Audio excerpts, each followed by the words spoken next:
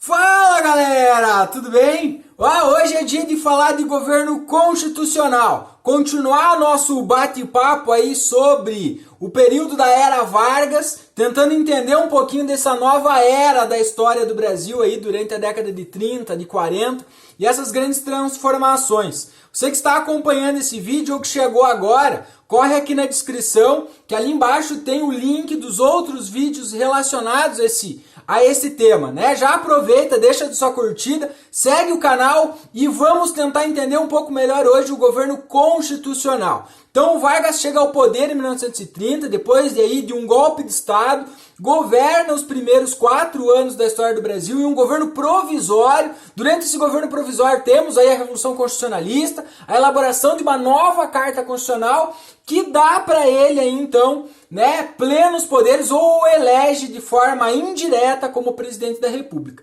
Então o governo constitucional, de forma geral, tem início aí em 1934, mais especificamente no dia 16 de julho de 1934, é promulgada a nossa nova Carta Constitucional, né?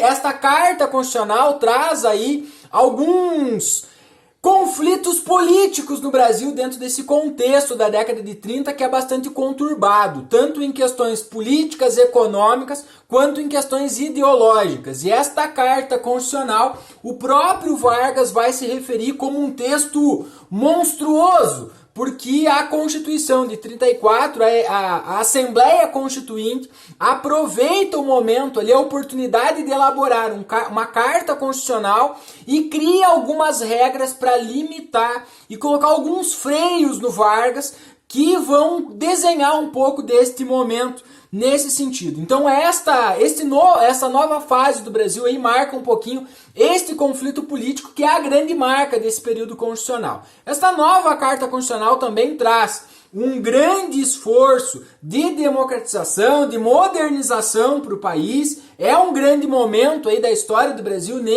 nesta perspectiva, mas também é um momento em que é uma concretização das estruturas ainda bastante limitadas, democráticas principalmente do Brasil, porque esta Carta Constitucional também não traz nenhuma grande alteração na estrutura política, econômica, social, cultural aí do nosso país, que vai trazer uma grande transformação, ou que pode proporcionar uma grande transformação nesse sentido. Então o Vargas é eleito de forma indireta por este mesmo conjunto, né, do colégio eleitoral que elaborou a Constituição. Ele é eleito, então, para um novo mandato agora constitucional que duraria até 1938. Então, teoricamente, naquele momento teríamos eleições e teríamos aí um novo presidente da República, mas a gente não sabe sabemos que não é bem isso que acontece aí na história do Brasil. Então, de 1934 até 1937,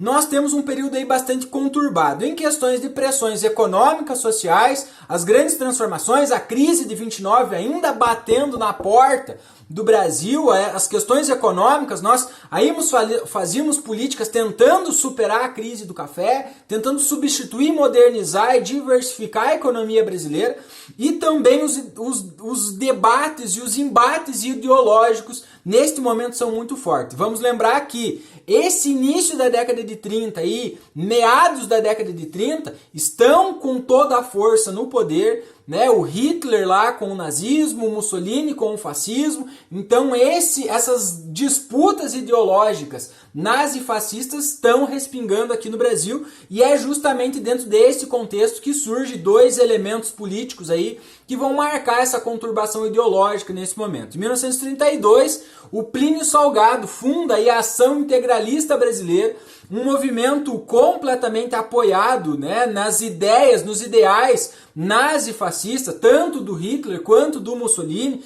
Então, inspirado nesses 2 grandes movimentos ideológicos, antiliberais, anticomunistas, né, nacionalistas, cria-se aqui então a Ação Nacional Integralista Brasileira, né, uma ação que vai promover aí, né, uma série de questões com todo aquele aparato semelhante ao nazismo, ao fascismo, né, com saudações, inclusive com o braço estendido, como Hitler tinha a saudação nazista, uniformes, palavras de ordem, né, todo este aparato. E como oposição a esse grupo da ação integralista, vai surgir aqui a ANL, a Ação Nacional Libertadora, criada ou liderada em especial pelo Luiz Carlos Prestes, um dos maiores nomes do movimento político comunista aqui no Brasil, principalmente neste momento, e que é justamente uma oposição a essa ação integralista, né? A ANL vai ter aí cerca de 100 mil membros, 1.500 clubes espalhados pelo Brasil e traz como grande palavra de ordem justamente o paz, pão, terra e liberdade, que eram os ideais e as palavras de ordem lá do comunismo, da Revolução de 1917 na Rússia. Nesse momento. Então é justamente o oposto da ação integralista, né? Antiliberal, né? Anti o imperialismo, né? A favor defendiam a nacionalização das empresas estrangeiras aqui no Brasil, né? Buscando todo este aparato contrário a esse crescimento ideológico nazi-fascista que nós temos nesse momento. E é justamente esta ação nacional libertadora que vai promover um dos principais acontecimentos dentro desse contexto, 1935, que vai acabar, né, marcando o período do governo provisório, ou do governo constitucional, ou colocando fim ao governo constitucional e o início da terceira fase dessa era Vargas, né, que vai ocorrer lá em 35, a intentona comunista. Em julho de 1935, a ANL lança aí um manifesto pedindo a derrubada do governo, né, por todas as condições, pela estrutura, pelo contexto da crise econômica, das disputas políticas, e nesse contexto Vargas aproveita o momento ideal para decretar a ilegalidade da Ação Nacional Libertadora, porque ela vinha crescendo como movimento político, vinha ganhando força, né, os discursos muito ligados à massa, que era algo muito próximo aí dos ideais, né, da grande massa de apoio do Vargas. Então o Vargas aproveita esse momento e decreta a ilegalidade da Ação Nacional Libertadora, prende as suas principais lideranças, entre elas o Luiz Carlos Prestes, e como reação a esse movimento, em novembro de 1935, os militantes da Ação Nacional Libertadora então promovem uma ação revolucionária. Tentam aí em várias capitais, Rio Grande do Norte, Pernambuco, Rio de Janeiro, tentam tomar alguns quartéis, né, fazem uma ação aí revolucionária, um levante, né, contra o governo nesse sentido. E aí, rapidamente, vamos ter uma resposta aí do Vargas, né, onde essa intentona vai ser sufocada, né, e também o Vargas aproveita justamente esta reação da intentona para decretar definitivamente, né, a ilegalidade da ação e decreta também o estado de sítio, né, dando início a uma série de perseguições e prisões de operários, sindicalistas, políticos, intelectuais, qualquer tipo de pessoa que fosse membro da Ação Nacional Libertadora ou simpatizante da ANL. Né? Entre essas grandes figuras que marcam esse momento estão aí o Graciliano Ramos, né, famoso escritor brasileiro, e a Olga Benário, né, que vai ficar famosa aí na história do Brasil, a mulher do Luiz Carlos Prestes, que estava grávida naquele momento.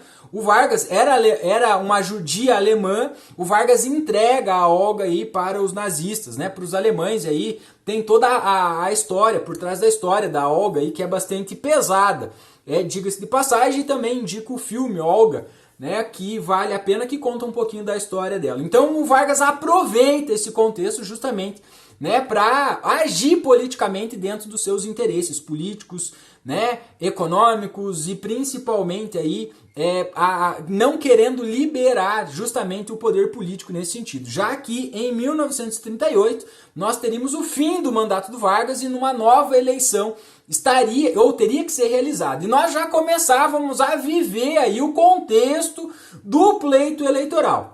Já começávamos aí a discutir candidatos, já começavam as alianças, e o Vargas não dava um sinal aí, literalmente, que sairia do poder, né? Manteve todo o aparato, todos os acontecimentos, mas não dava sinal que iria realmente sair do poder nesse momento. E aí, justamente nesse finzinho de 1937, lá no dia 30 de setembro, a imprensa brasileira divulga o famoso Plano Goen, né, um plano encontrado, divulgado nos meios de comunicação do Brasil aí, que mostrava um interesse ou mostrava um plano comunista de tomada do poder no Brasil, aí de autoria justamente dos comunistas, né? Esse plano tinha o objetivo, né, na sua descrição, de levar ao caos, né, depredações, destruição de igrejas, assassinatos de políticos, né? Era um plano completo de tomada do poder e, mais grave, tinha o apoio da União Soviética. Então Vargas aproveita esse contexto, né, principalmente das intensidades das discussões políticas, aí, principalmente com essa questão do comunismo, nesse momento, para encontrar aí esse plano que depois vai ficar marcado aí, né,